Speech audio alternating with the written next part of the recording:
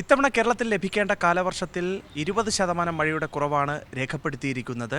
2009 ശേഷം ഇതാദ്യമായിട്ടാണ് ഇത്രയും അധികം കുറവ് മഴ സംസ്ഥാനത്തിന് കിട്ടുന്നത്. സെപ്റ്റംബറിൽ ഉണ്ടാകുന്ന മഴയിലാണ് ഇനിയിപ്പോൾ പ്രതീക്ഷയുള്ളത്. കേരളത്തിൽ മാത്രമല്ല, രാജ്യവ്യാപകമായി സ്ഥിതി വ്യത്യസ്തമല്ല എന്നുള്ളതാണ് റിപ്പോർട്ട് ചെയ്യാൻ കഴിയുന്നത്.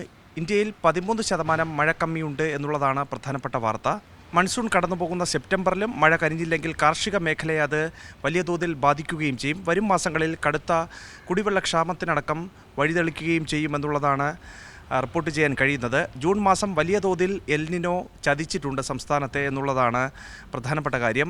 36% ആ മാസത്തെ മഴക്കുറവ്. ജൂലൈയിൽ 1% മഴ അധികം ലഭിച്ചെങ്കിലും ആശ്വാസം നീണ്ടു നിൽക്കാതിരുന്ന ഒരു സാഹചര്യമായിരുന്നു ഉണ്ടായിരുന്നത്. ഓഗസ്റ്റ് 26 വരെയുള്ള കണക്കനുസരിച്ച് 14% കുറവാണ് രേഖപ്പെടുത്തുകയും ചെയ്തിട്ടുള്ളത്.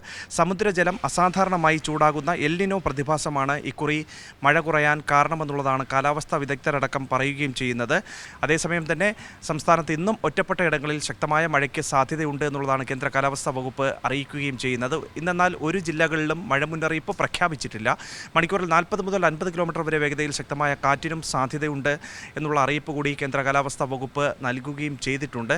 മറ്റൊന്ന്, ഇടിമിന്നൽ ജാഗ്രതാ നിർദ്ദേശങ്ങൾ പ്രഖ്യാപിച്ചിട്ടുണ്ട് എന്നുള്ളതാണ്. ഉച്ചയ്ക്ക് ശേഷം ഇടിമിന്നലോടുകൂടിയ മഴയ്ക്കുള്ള സാധ്യതയാണ് ഒറ്റപ്പെട്ട ഇടങ്ങളിൽ നൽകുകയും ചെയ്തിട്ടുള്ളത്.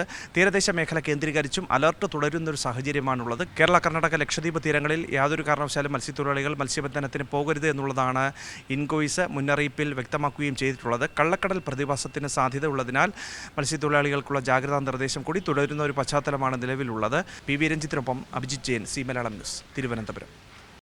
ഏറ്റവും പുതിയ വാർത്തകളും വിശേഷങ്ങളും വിരൽ തുമ്പിലറിയാൻ സി മലയാളം ന്യൂസ് എല്ലാ ഡിജിറ്റൽ പ്ലാറ്റ്ഫോമുകളിലും ലഭ്യം.